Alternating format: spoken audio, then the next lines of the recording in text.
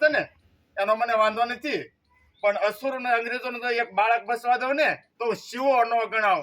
માં મેં તને એક ભવાની તને માં કીધી છે અને મને જન્મ જેને તને માં કીધું, ઘોડીની કે ત્રીજી વાર તને માં કહું. માં એક વખત તાપીને સામે કાંઠે ડગલા માંડી દે અને અસુરનો તો બાળક બસી અને જાય ને તો શિવાજી તલવાર મૂકી દે અને અસુર અને સુર અને બધું ભરખનાર એ વ્યક્તિના શિવ જમાના વેલી ભાગી ગયા અને આમ કરીને આમ ઘોડીને લગામ ક્યાંય ભવાની કેવો આંસકો માર્યો.